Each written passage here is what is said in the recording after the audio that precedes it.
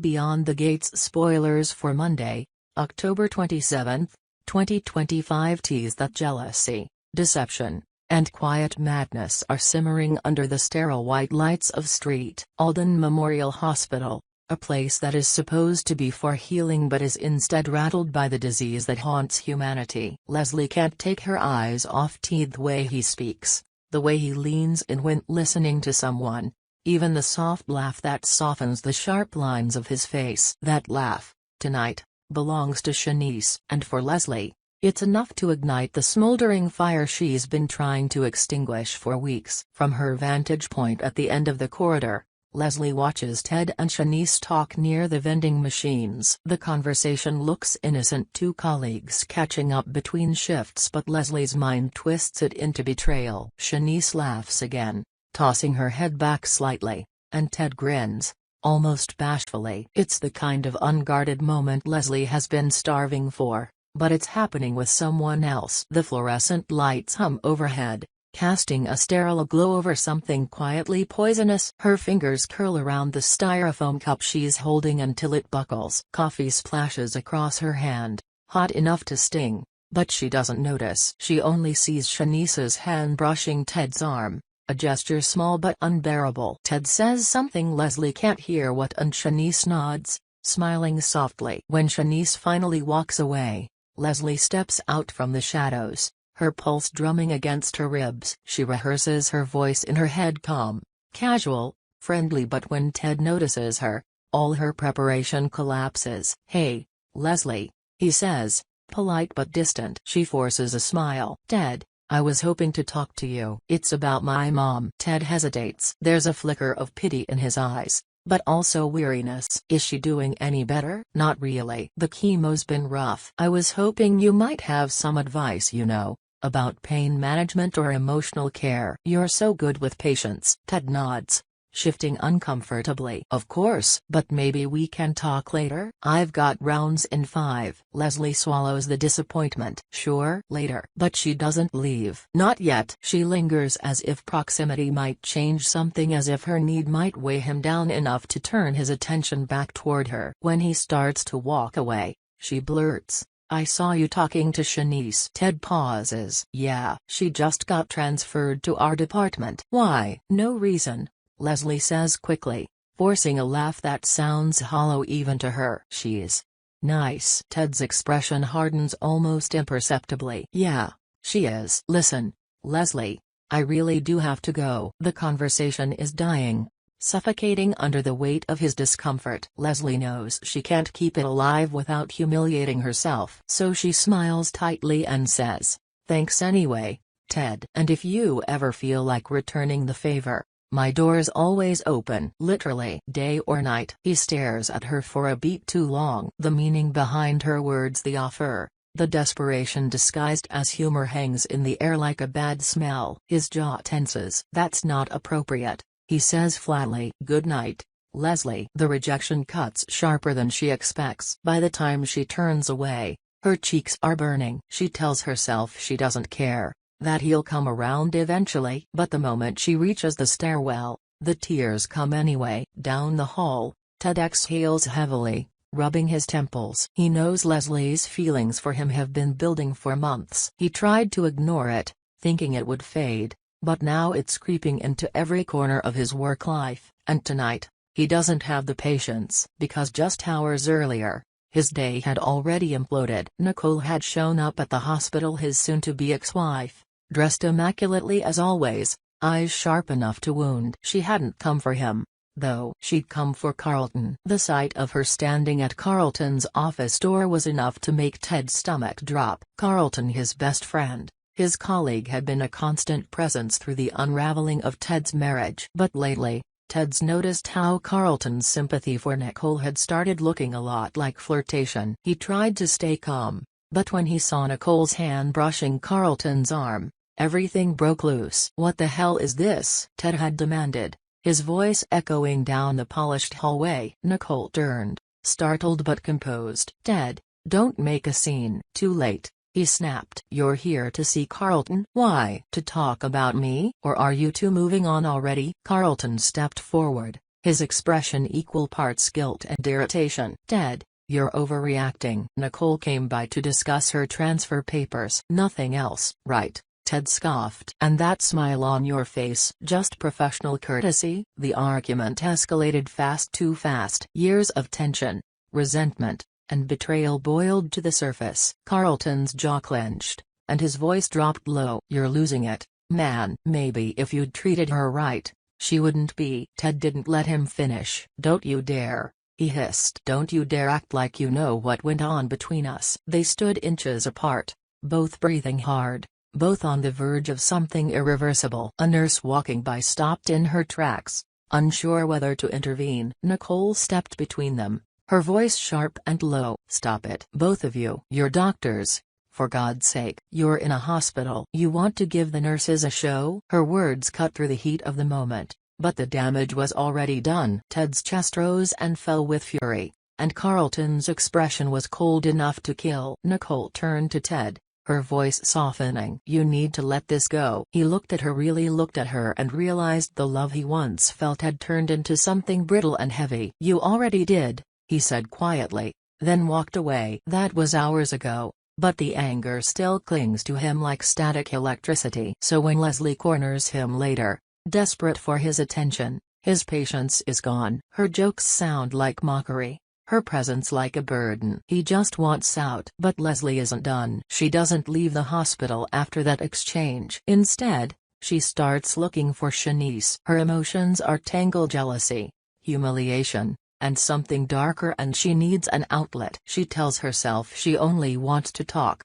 but what she really wants is to reassert control over something that feels like it's slipping away. She finds Chenise near the break room, sipping from a water bottle and scrolling through her phone. "Chenise." Chenise looks up, smiling politely. "Hey, Leslie. You're still here?" Leslie's voice is deceptively calm. "Yeah, I just wanted to say something woman to woman." "Sure," Chenise says, curious. Leslie steps closer. "About Ted." Chenise blinks. "Ted? I saw you talking to him earlier," Leslie says, her tone light but her eyes sharp. "Just thought I should mention he's taken." Chenise frowns, unsure if she's hearing correctly. "Taken?" "Yes, by me," Leslie says firmly. "So maybe you should keep your distance." For a moment, Chenise just stares, then lets out a small laugh. "Is this a joke?" Leslie's face doesn't move. "No, it's a warning." Chenise's amusement fades. "Look, I think you've misunderstood something. Ted and I are colleagues. That's it. You don't get to tell me who I can or can't talk to." Her words are calm,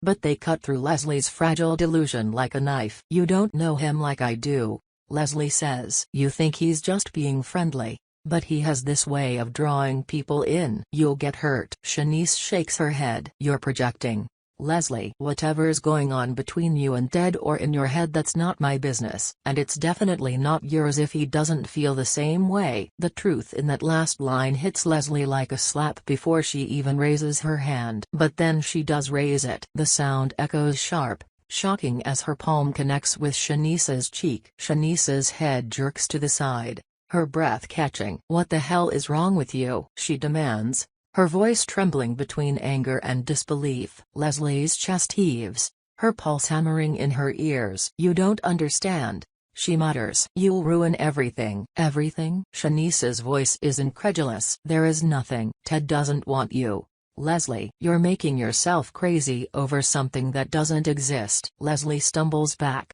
the words slicing deeper than she expects. For a brief second, her expression crumples, not in guilt, but in raw confusion, like she's trying to reconcile the fantasy in her head with the reality in front of her. Then, without another word, she turns and storms out of the break room, leaving Chenise clutching her stinging face in stunned silence. In the hallway, Leslie's reflection catches in the glass window, hair disheveled, eyes wild. She presses her palms against the cool surface, breathing fast. "She deserved it," she whispers. She was trying to take him. But even as she says it, a tiny part of her knows it isn't true. What she doesn't realize is that others are beginning to notice her unraveling. Haley, for one, has seen enough. A senior nurse with a reputation for keeping secrets, Haley has always known how to spot trouble, and Leslie, lately, is trouble personified. When Leslie approaches her later that night, the desperation in her voice makes Haley uneasy. "Haley,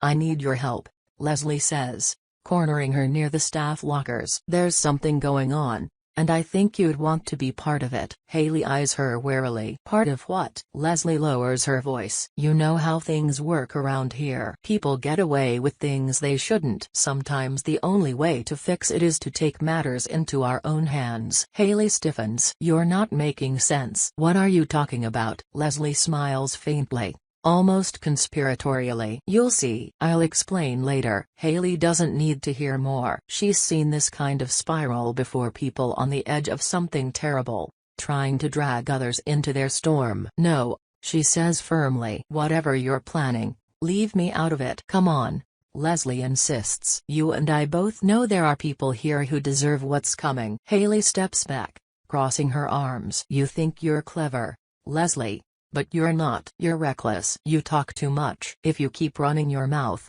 you'll end up in more trouble than you can handle." The warning stings, but Leslie laughs it off. "You'll change your mind." Everyone does eventually. But Haley doesn't plan to. She has her own secret, one far darker than Leslie's jealousy or delusions. Haley has been quietly poisoning Bill, one of the hospital's senior administrators. No one suspects her yet, and she intends to keep it that way. Leslie's invitation to collaborate is both absurd and dangerous. Haley can't afford the risk. The last thing she needs is some lovesick fool stirring attention her way. As Leslie leaves, muttering to herself, Haley watches her go with a mix of contempt and unease. "Crazy girl's gonna burn this place down," she murmurs under her breath. Back in her car, Leslie sits in silence for a long time before turning the key. The hospital's lights glow behind her, cold and indifferent. Inside those walls, Ted is probably still working, probably still thinking about Nicole, or maybe even Chenise. Not her. Never her. The realization twists her stomach. She grips the steering wheel until her knuckles whiten. If he won't come to her willingly, she thinks, maybe she'll have to make him see what she's worth, what she's capable of. The thought terrifies her and thrills her in equal measure. She starts the engine. The night outside is thick and silent, and somewhere in the dark, the line between love and obsession quietly disappears. The days that follow at St. Alden Memorial hum with an unease that no one can quite name. On the surface, the hospital moves with its usual rhythm: monitors beeping, phones ringing, the steady shuffle of nurses' shoes along the polished floors. But underneath, tension brews like an infection that's gone untreated too long. Ted can feel it most acutely. It clings to him in the way people glance at him in passing, in the way whispers seem to trail behind him since his argument with Carlton and that scene in the corridor. Carlton avoids him entirely now, keeping to separate wings of the hospital. Their former camaraderie dissolved into cold professionalism. Ted pretends not to care, but the guilt gnaws at him. Deep down, he knows he lost control with Nicole, with Carlton, with everyone. The divorce is almost finalized, yet somehow it feels less like an ending and more like a slow unspooling of his identity. When Nicole appears again, this time without warning, it's not to reconcile but to provoke. She shows up one late afternoon, her perfume preceding her into the office, carrying the faint sweetness of lilies that used to mean comfort and now only signal dread. "Carlton's been calling me," she says without preamble. Ted exhales, his patience already thin. "Of course he has. I told him to stop," she adds quickly, but her tone carries a flicker of satisfaction. She likes the attention, maybe even the chaos it causes. "But I thought you should know." Ted stares at her. "You came all the way here to tell me that?" "What do you want from me, Nicole?" Her lips twitch into a faint, ironic smile. "Nothing." "Isn't that what you said you wanted?" "Nothing between us?" He laughs short, bitter. "Congratulations. You finally got it." When she leaves, he feels more hollow than vindicated. The silence that follows her departure feels heavier than her presence ever did. Outside his office, Leslie stands in the hallway, hidden partly behind a supply cart, having caught just enough of the conversation to reignite the fire in her chest. She doesn't understand why Nicole still hovers around Ted if they're finished. She convinces herself it must mean something. Maybe Ted still loves Nicole. Maybe he's just waiting for her to return. The thought sickens her. She clutches a folder to her chest, the paper edges digging into her palms. Every nerve in her body feels raw, exposed. When she sees Ted later, she tries to act casual, but he cuts her a glance so sharp it stops her mid-sentence. "Leslie, not now,"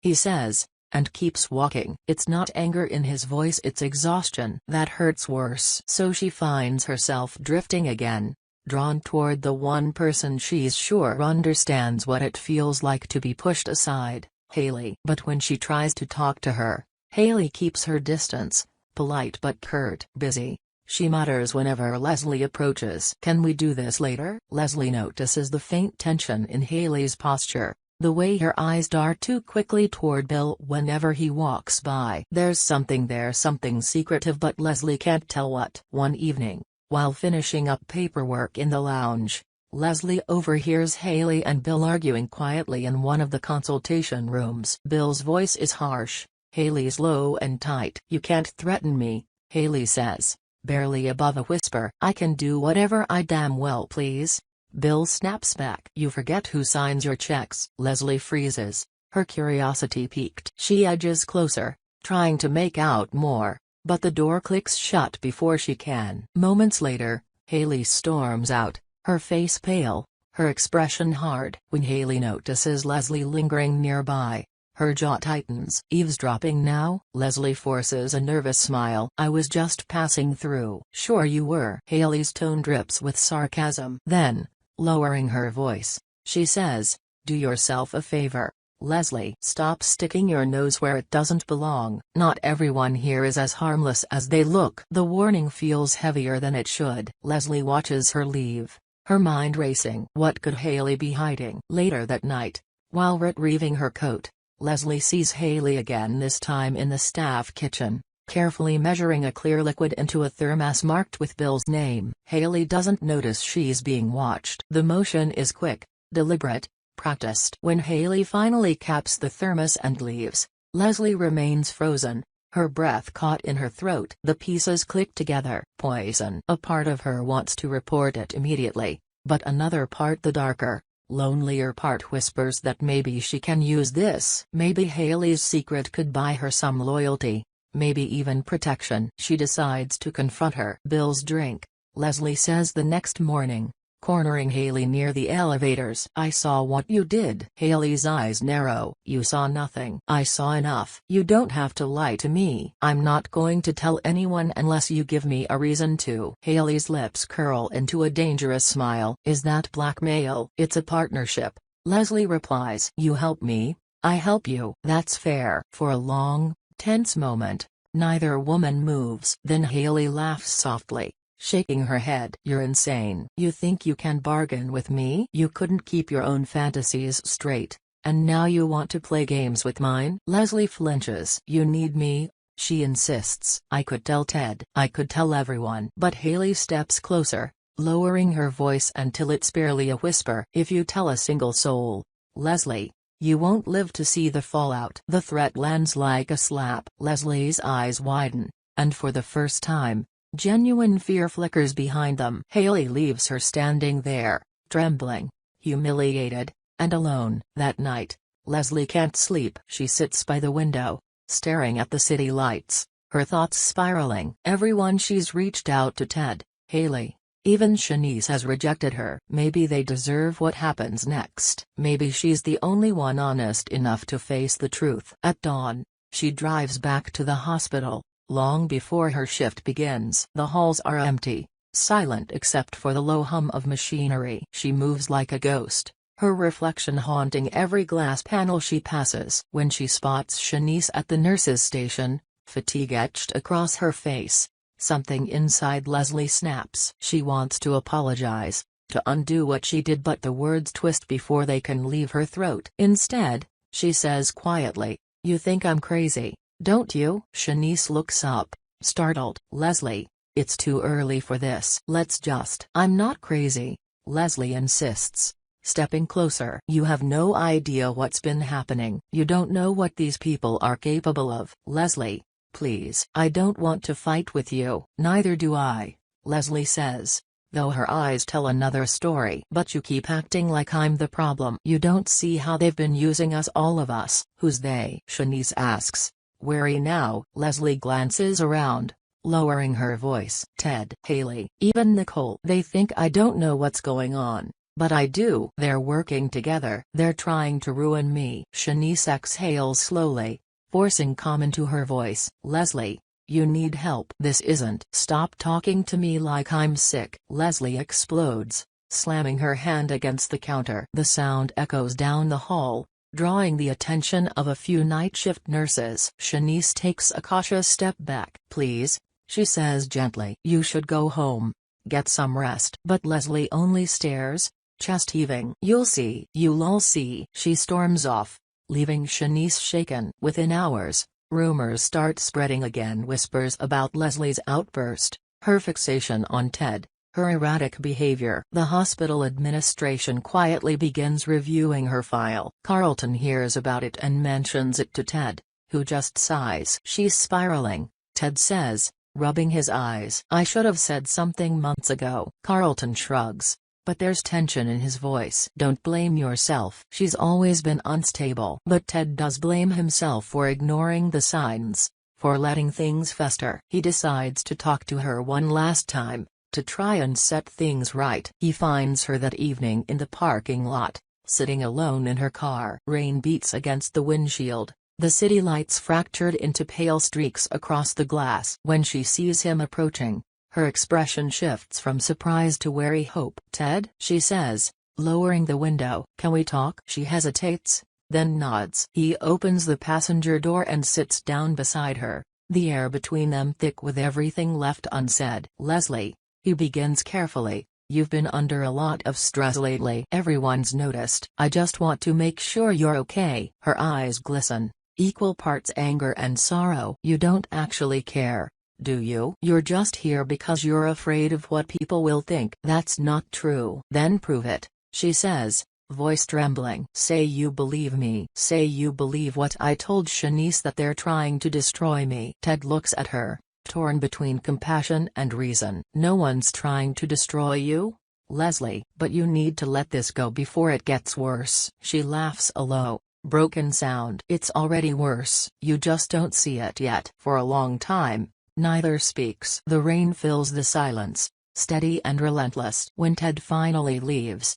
Leslie stays behind, watching his figure fade into the darkness. Inside the hospital, Haley wipes down a counter, pretending not to notice Bill clutching his stomach in the staff lounge. He is pale, sweating, muttering something about food poisoning. She offers to fetch him water, her face a mask of concern. No one suspects a thing. But in the corridor just beyond, Leslie watches from the shadows. She's pieced it all together now. Haley's poisoning, Bill's impending collapse, the hypocrisy of everyone pretending to be virtuous while hiding their sins. It's almost poetic. For the first time, her mind feels clear, focused. Maybe this is her moment of justice. Not for love, not for revenge, but for truth. She takes a deep breath and steps forward, ready to expose everything. But the moment she opens her mouth to speak, Haley turns, eyes locking with hers, calm, knowing, deadly. And Leslie suddenly realizes she's in far deeper than she ever imagined. The night tightens around them both,